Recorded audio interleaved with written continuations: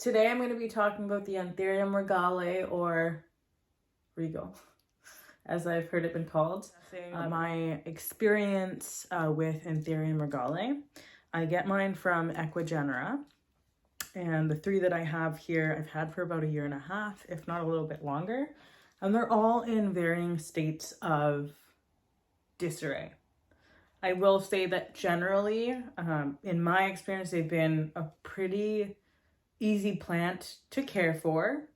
At the beginning of my plant greenhouse journey, I got really wrapped up in humidity and getting humidifiers and just going off the walls with those things, but I've completely kind of thrown that out the window. One, I didn't really feel like it was benefiting my plants too much, and to a certain extent there was some conflict with mold and moisture collecting in some of the containers that I had plants in, and even within the greenhouses, that I want to just steer clear from. This is Regale number 1.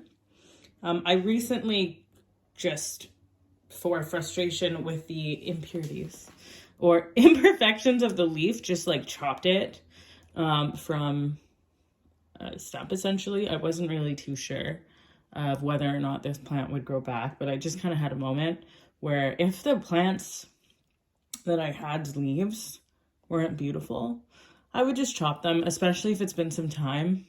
And I was ready to suffer the consequences of it perhaps not growing back. That being said, this is baby number 1. I find that no matter how beautiful the leaf seems like it may appear, it oftentimes doesn't disappoint in the imperfections that it can demonstrate. Here is Regale leaf number 2. Nearly perfect, but I will say there are some imperfections on the top of the leaf. This isn't my own fault, not the plants. I had a moment where after cutting the stems, I put this plant on the highest shelf that I have that would just accommodate for the stump. Just because, I really didn't, I cut it down just like the other, and I didn't really know if it was going to survive or thrive. It was also a transition of moving it away from a south-facing window where I suspect they were all getting too much light into a more shaded area, which I think is benefiting it. But it began to grow and started touching the ceiling, and, in my attempt to bring it down, I kind of scuffed up the leaf a little bit with the ceiling, so I can't say that is the fault of the plant. I do still think that it is majestic and beautiful. But yeah, that's baby number 2. Here is baby number 3. Love her all the same. This leaf, when it was coming out, actually looked like it was going to be perfect. And somewhere along the way, perhaps I bumped it or it got stuck. But this is what she looks like now. That being said, this is probably the straightest stem that I have with them. I think maybe the others are like, please give me some light, and I'm just not hearing their cries. But yeah, I have yet to have a perfect Regale leaf, but I await that situation. Let's just say I've also never had a Regale yet that has 2 leaves and not just 1. I am pretty quick with the scissors when it comes to plants. And I haven't had any inflorescences or anything like that yet on them.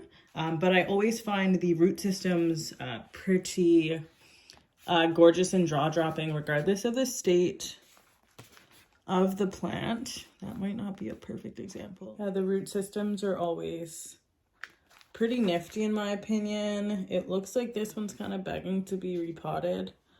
I'm also in a little bit of a situation with some of these plants where I'm like, look, the pot only gets so big, okay?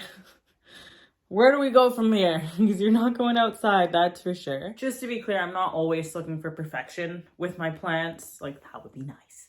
But I just want to share the honest experience that I've had with some of the plants that I've imported, because oftentimes all I see are these beautiful, fine-ass photos, and nothing that really shows or demonstrates some of the issues with plants sometimes. But I did find that generally the less direct light I gave it, the better.